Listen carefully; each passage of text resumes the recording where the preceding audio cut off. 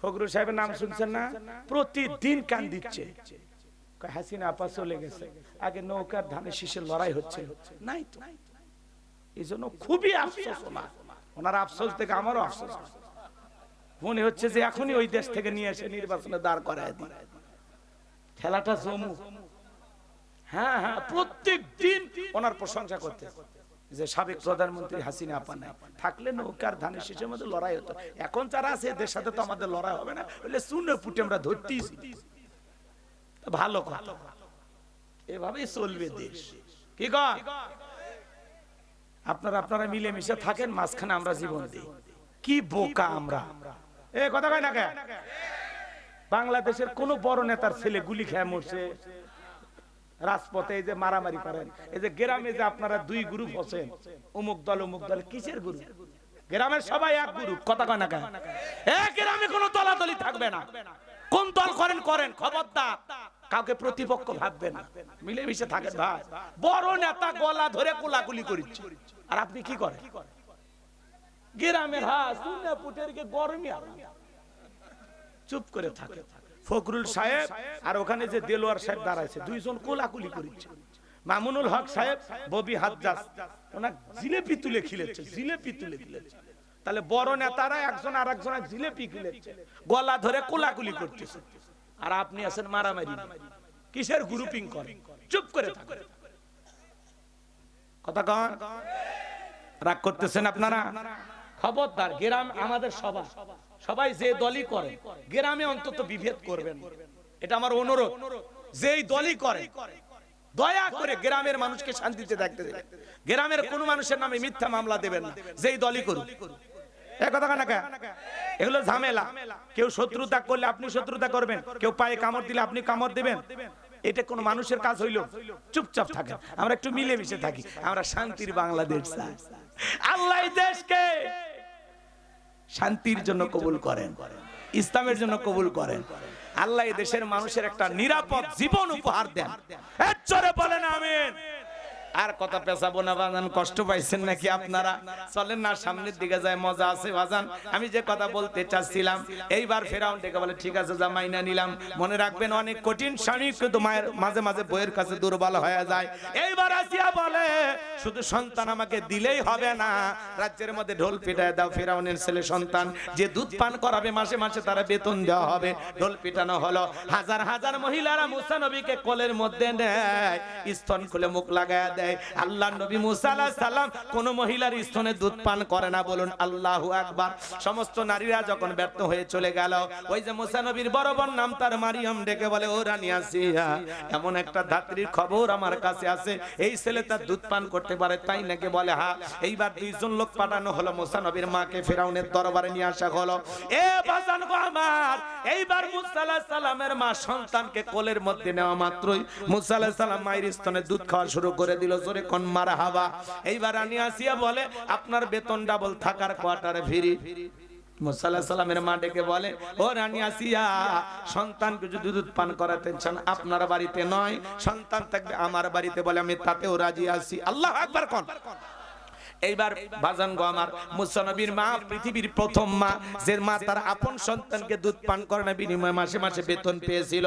লম্বা হবে বাজান, আমি লম্বা করতে চাই না, যে কথা বলতে চাচ্ছিলাম গভীর মনোযোগ দিয়ে কথাগুলো শুনে যান। এইবার মুসা নবীর চলাফেরা বয়সে পরিণতি হয়েছে। আসিয়া একদিন ছেলেটারে কোলে দিয়ে বলে নাও, ছেলেটা কোলে নাও, মানুষ দেখলে মনে করবে তোমার ছেলে না। মাঝে মাঝে মা বোনেরা রাগ হইলে কিন্তু সন্তান স্বামীর কোলে দেয়, দেখো সামলাও তো, আপনি আপু ভাল লাগছ না, এর কান্নাকাটি চালা কিন্তু এরও মারবো আমিও মরবো, আছে না নাই? সন্তান খারাপ হলে কয় বাপু হারামি, আমার পেট থেকে হয়েছে ডবল হারামি। সন্তান খারাপ হলে বাপের 14 গোষ্ঠী উদ্ধার করে। আর যদি সন্তান ভালো হয় কয় মা যে ভালো, আচ্ছা ও করা শান্তি সান্ত্বনা নিয়ে থাক, হোক হোক হোক, কি কোন চাচা মানে নে আমার ভাইয়েরা গভীর মনোযোগ দিয়ে শোনেন। এইবার মুসা নবীর কি সুন্দর চেহারা, কাপের হওয়ার পরে মায়া লাগছে একটু চুমা খাবে, ঠোঁট দুটে যখন বাড়াইছে চুমা খাওয়ার নিয়তে মুসা আলাইহিস সালাম কচি হাতে এমন একটা থাপ্পড় গালের মধ্যে বসায় দিয়েছে, চিৎকার মেরে উঠছে।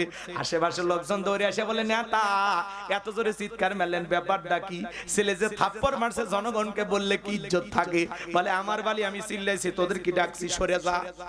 ওদেরকে তাড়িয়ে দেওয়ার পরে এইবার স্ত্রীকে ডাক দেয়, আসিয়া রে, এ আসিয়া, আয় আয় তাড়াতাড়ি করে আয়।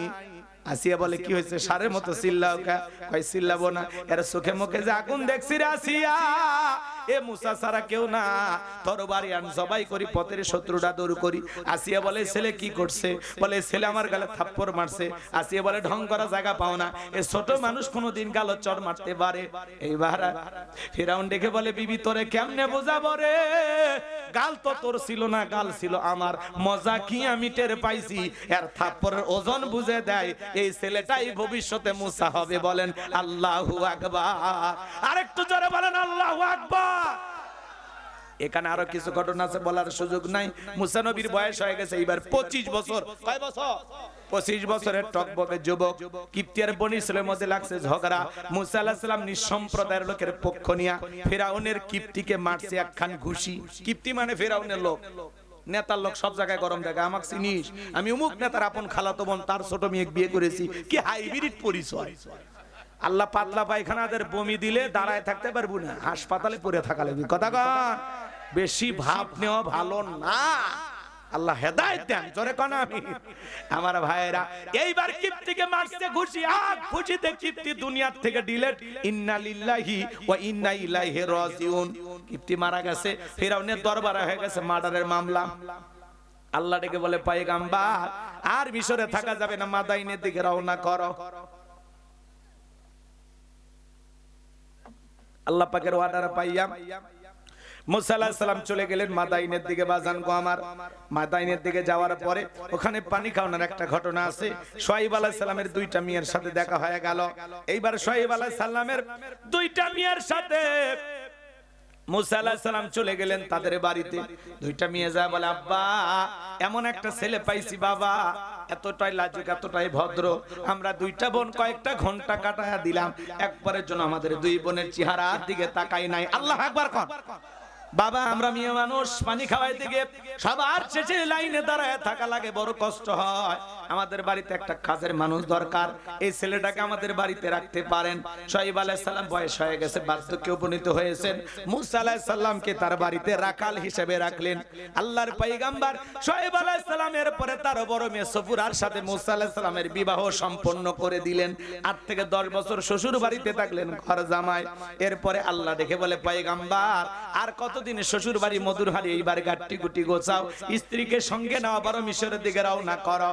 এইবার পয়গম্বর স্ত্রীকে সঙ্গে নিয়ে যখন তুর পর্বতে গেলেন, সেখানে আল্লাহ তাআলা মুসা আলাইহিস সালামকে নবুয়ত দান করে বলেন, ওয়া মা তিলকা বিয়ামিনিকা ইয়া মুসা। আরেকটু জোরে কান আল্লাহু আকবার। আল্লাহ ডেকে বলে, পয়গম্বর তোমার ডান হাতে ওইটা কি? মুসা আলাইহিস সালামকে বলতেছেন, পয়গম্বর ডান হাতে ওইটা কি? মুসা আলাইহিস সালাম জবাব দেন, ক্বালা হিয়া আসায়া আতাওয়াক্কাউ আলাইহা ওয়া হুশু বিহা আলা গনামি ওয়া লিয়া ফিহা মাআরিবু উখরা। ডেকে বলেন, আল্লাহ আমার হাতে এটা লাঠি, এটার উপর ভার দিয়া চলি, ছাগলের জন্য পাতা পারি, ইত্যাদি ইত্যাদি অনেক অনেক কাজ করি। আল্লাহ ডেকে বলে, পয়গম্বর প্রশ্ন করলাম একটা, জবাব দেও যাবে একটা। কারণটা কি? মুসা নবী কথা বলেন কার সাথে? এ যুবকেরা বলো, আল্লাহর সাথে কথা বলতে মজা আছে না নাই? একটা মেয়ের রং নাম্বারে কল দিলে, মিস কল দিলে তুমি পাগল হয়ে যাও। 17টা সিম কার্ড পরিবর্তন করলে হয়, মেয়েটারে কল দাও। মেয়েটা ডেকে বলে, ভাইয়া সরি, ভুল করে আপনাকে কল দিয়ে ফেলেছি। বলে, না সরি বলে লাভ হবে না, নিভানু এখন কেন চালাইলি, এখন ভালোবাসা দিবি কিনা বল। আছে না না? রাত 3:30 এক মহিলা কুড়িগ্রাম থেকে আমারে কল দিয়ে বলে, হ্যালো তুমি কে? সোহেল। আমি বললাম, আমি একটা হুজুর মানুষ। ভাই ঢং করো না, রাত চলে গেলে আফসোস করবা। ও কি তাহাজ্জুদ পড়ার জন্য ডাকতেছে? কথা কর না কেন? আছে না নাই? আছে না নাই? একটা মহিলার কণ্ঠ পাইলে যুবক তুমি পাগল হয়ে যাও। আজকে যুব সমাজের চরিত্র নষ্ট করার এক নাম্বার অস্ত্রের নাম হলো এই মোবাইল। এই মোবাইলের ওজন কম, কিন্তু মোবাইলের মাধ্যমে পাপের ওজনটা অনেক বেশি। মোবাইল ছাড়া এখন মানুষের জীবন চলে না। কথা কয় না? মোবাইল ছাড়া মানুষ চলে? রাতের গভীর রাত্রে জানালা দরজা লাগায়া একা একা যুবকেরা মোবাইলে উল্টাপাল্টা ভিডিও দেখে, আসে না নাই? এ কথা কন না কা? উল্টাপাল্টা ভিডিও দেখে, মাথায় খেলে না। আবার যখন পিতা মাতা দরজায় নক করে, এই কি হয় রে ভিতরে? বাংলাদেশের স্বাধীনতার যুদ্ধ হয়েছে 1971, পড়ার ভান করে। আবার যখন চলে যায় আবার ওই মোবাইল দেখে, আছে না নাই? আচ্ছা 2 মিনিট যদি যুবকদের জন্য কিছু বলি, আপনারা কি রাগ করতে পারেন? মন খারাপ করবেন? এই যুব সমাজ ঠিক হওয়া দরকার আছে না নাই? অনলাইনে জুয়া খেলে যুবকেরা নিঃস্ব হয়ে যাচ্ছে। ফ্রি ফায়ার, পাবজি, মোবাইলে আসক্তি কম না বেশি? ছোট ছোট বাচ্চারা পর্যন্ত মোবাইল ছাড়া ভাতই খায় না। কথা বলে না? আগেকার মা বোনেরা বাচ্চারে কোলে নিয়ে বাঘ ভাল্লুকের ভয় দেখায়, চাঁদ তারা দেখা ভাত খাওয়াইতো। আর এখনকার মা বাবারা 6 মাস 8 মাস 1 বছর বাচ্চার বয়স, মোবাইল নিয়ে এসে বলে, এই যে বাবু ভাত খাবে, এই যে দেখো, এই যে তোমার বন্ধু মোটু কি খায়, সিঙ্গারা খাচ্ছি। আছে না? এদিকে কার্টুন দেখাচ্ছে আর বাচ্চা ভাত খিলাচ্ছে। সুবহানাল্লাহ কবেন না? এরকম মহিলা আছে না? না, এখনকার মহিলারা এই মোবাইল ছাড়া বাচ্চাকে লালন পালনই করবে পাবি না। কথা কয়? এখনকার অধিকাংশ শিশুরা কমপক্ষে 5-6 ঘন্টা করে দৈনিক মোবাইল দেখে। শিশুরা কথা কয় না? আবার স্বামী আসলে কয়, দেখছো আমি মোবাইলের এত কিছু বুঝি না, আর এই তোমার পিচ্ছি এতই বুদ্ধি। হায় হায়, মোবাইলের কোথায় কি আছে ও খুঁজে বের করে। আছে না? তাহলে মোবাইলে সর্বনাশ আছে না? না, ও দেশে মোবাইল আইছে, চিঠি বন্ধ হয়ে আছে, দিওয়ানা বানাইছে, পোলা মাইয়ার মনের কথা ভাসে বাতাসে। ও দেখো পোলা পানের মন বাদা ফেসবুকে এখন, মোবাইলে চ্যাটিং কইরা কাটায় সারাক্ষণ। এই মোবাইল পাইয়া দেখো মাদনের মাইয়া, এই মোবাইল পাইয়া দেখো রমজানের মাইয়া কি কাণ্ড ঘটাইছে। স্বামী সংসার রাইখা নাকি পলায়া গেছে। 2 বাচ্চার মা, 4 বাচ্চার মা পরকে প্রেম করে আরেকটা ছেলের হাত ধরে পালিয়ে যায়। যে নারী স্বামী রেখে সন্তান রেখে আরেকটা পর পুরুষের হাত ধরে পালিয়ে যায়, ওটা নারী জাতির কলঙ্ক। এই মা বোন, তুমি কেমনে পারলা? বাচ্চা রেখে স্বামী রেখে আরেকটা ছেলের হাত ধরতে কেমনে পারো? একটু লজ্জা করে না? কয় হুজুর আমার স্বামী খুব খারাপ।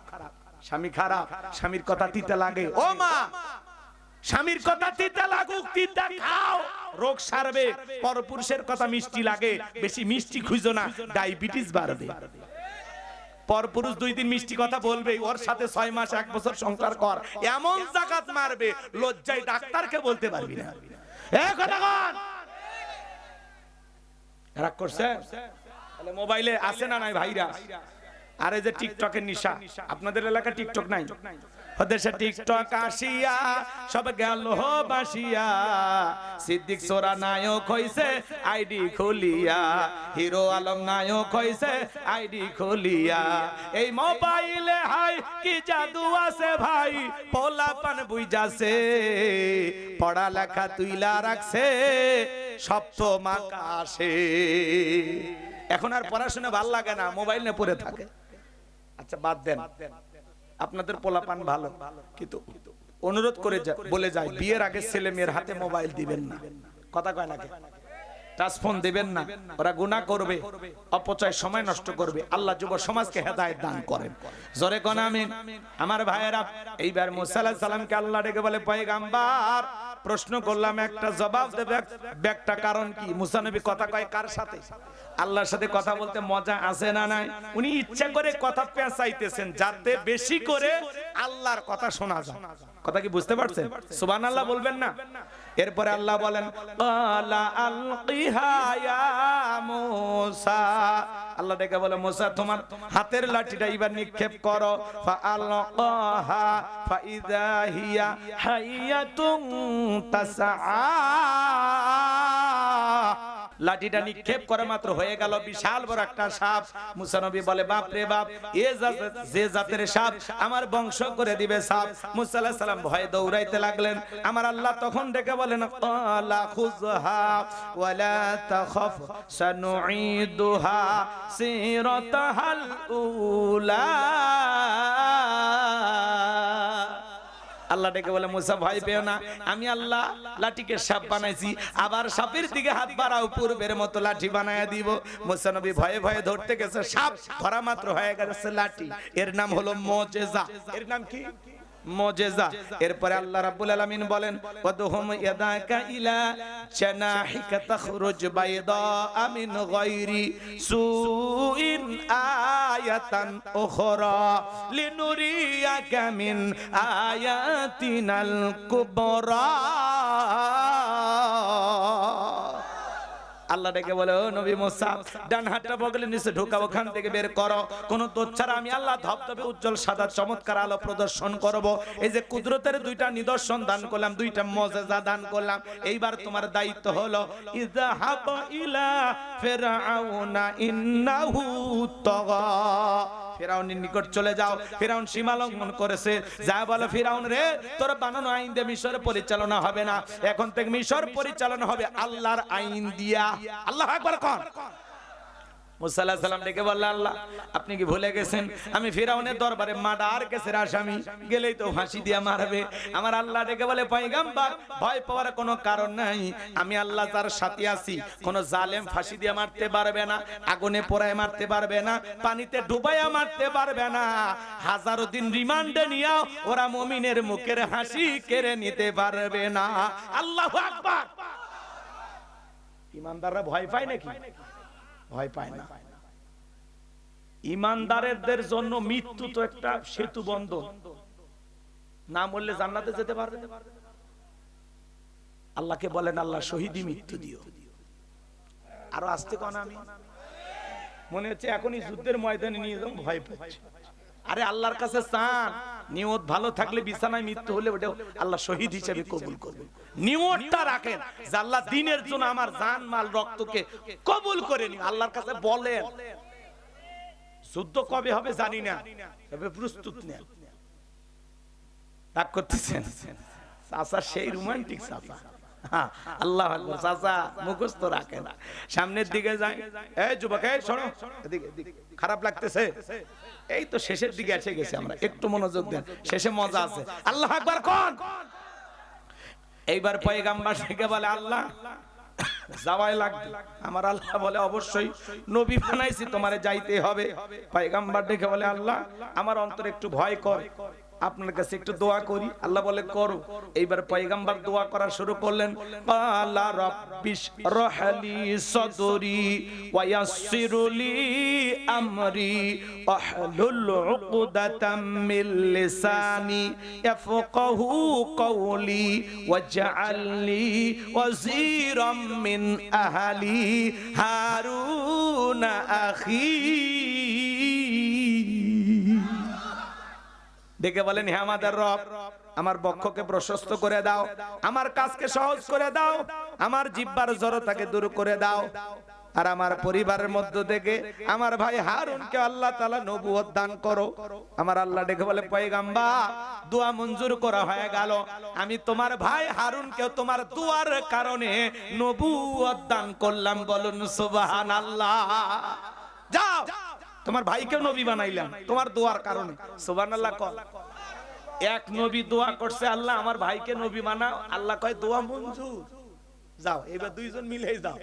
এইবার ভাই হারুন আলাইহিস সালামকে সঙ্গে নিয়ে পয়গম্বর রওনা করলেন ফিরআউনের দরবারে। ফিরআউনের দরবারে যা বলতেছেন ওয়াকালা মূসা ইয়া ফিরআউনু ইন্নী রাসূলুম মির রাব্বিল আলামিন। মুসা আলাইহিস সালাম ডেকে বলেন হে ফিরআউন আমি বিশ্বের রবের পাঠানো একজন রাসূল হাকিকুন আলা আল্লাহ আকুলা আলাল্লাহি ইল্লাল হক আমি আল্লাহর ব্যাপারে সত্য ছাড়া মিথ্যা কিছু বলবো না বিদায় বনি ইসরাইলদেরকে মুক্ত করে আমার সঙ্গে যেতে দাও এইবার ফেরাউন বলে ক্বালা ইন কুনতা জিতা বিআয়াতিন ফাতি বিহা ইন কুনতা মিনাস সাদিকিন ফেরাউন ডেকে বলে তোমার কাছে যদি প্রমাণ থাকে স্পষ্ট কোনো দলিল থাকে সেটা আমাদের সামনে উপস্থাপন করো যদি তুমি তোমার দাবিতে সত্যবাদী হও তুমি যে নবী কি আছে প্রমাণ কি দেখে বুঝবো তুমি নবী মুসা আলাইহিস সালামের কাছে প্রমাণ আছে কয়টি দুইটি লাঠি ফেলায় দিলেন হয়ে গেল সাপ বগল নিচে থেকে হাত বের করলে ধবধবে উজ্জ্বল সাদা চমৎকার আলো প্রদর্শন করলো এই দৃশ্য দেখার পরে ফিরাউনের এমপি মন্ত্রী সবাই এক বাক্যে বলে উঠলো ইন্না হাযা লাসাহিরুন আলিম এই ছেলেটা হলো মস্ত বড় জাদুকর নবী দেখায় মুজিজা আর জালেমেরা বলে জাদু এইবার ফিরাউন ডেকে বলে শোনো এই ছেলের গতি ভালো না ও ভয় ভীতি প্রদর্শন করে জাদু দেখায়া আমাদের ক্ষমতার চেয়ার থেকে তাড়ায়ে দিয়া ও ক্ষমতার চেয়ার দখল করতে চাই তোমরাই বলো কি করা যায় এইবার এমপি মন্ত্রী সবাই বলতেছে নেতা ঘাবড়ানোর কোনো দরকার নাই ও যেহেতু জাদুর খেলা দেখাইছে এই দেশে তো জাদুকরের অভাব নাই ওই দেশে জাদুর ব্যাপক প্রচার প্রসার ছিল নবীর মুজিজা ওদের কাছে জাদুর মতোই মনে হলো এইবার তারা বলল যাও তোমরা দুইজন যাও নির্দিষ্ট দিনে তোমাদেরকে ডাকা হবে এইবার তারা কি করলো ইয়াতু বিকুল্লি সাহিরিন আলিম শহর বন্দর থেকে দক্ষ দক্ষ জাদুকর ফেরাউনের দরবারে উপস্থিত করা হলো আমার ভাইয়েরা সমস্ত জাদুকর ফেরাউনের দরবারে উপস্থিত হইয়া খেলার মাঠে নামার আগে দেখে বলে নেতা আমরা যদি আপনার শত্রু মুসাকে পরাজিত করতে পারি আমাদের বেনিফিটটা কি লাভটা কি পুরস্কার কি থাকবে ফেরাউন তখন বলেছিল ক্বালা নাআম ওয়া ইন্নাকুম লামিনাল মুকাররাবিন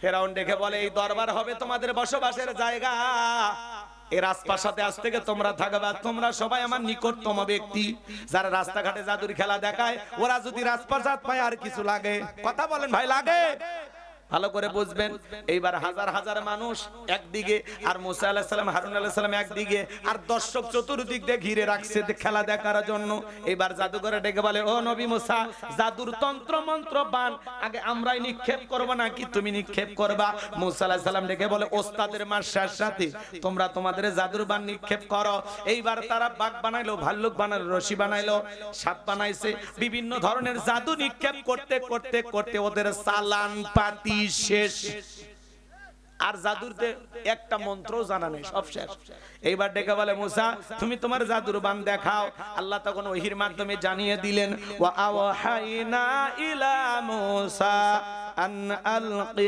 আসাকা ফাইদা হিয়া তালকাফু মা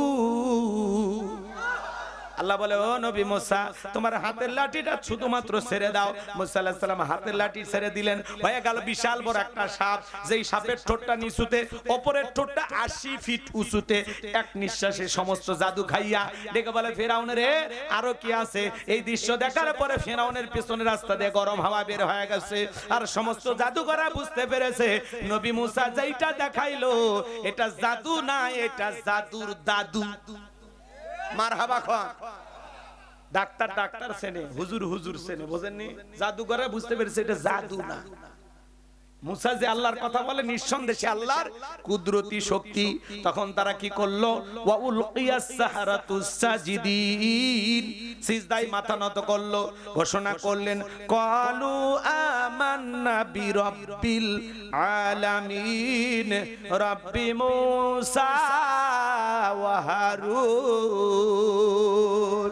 জাদুকর ডেকে বলে আমরা ঈমান আনলাম বিশ্বের রবের প্রতি যিনি মুসা এবং হারুনের রব আল্লাহু আকবার শুনেন চাচা কি দেখেছে এটা সূরা আরফ ছিল এরপরে সূরা ইউনূস মাশাআল্লাহ শিক্ষিত মানুষ তো নজর করতেছে কোন সূরা থেকে হুজুর কয় মাশাআল্লাহ আল্লাহ স্যারকে কবুল করেন একটু জোরে কর না আমিন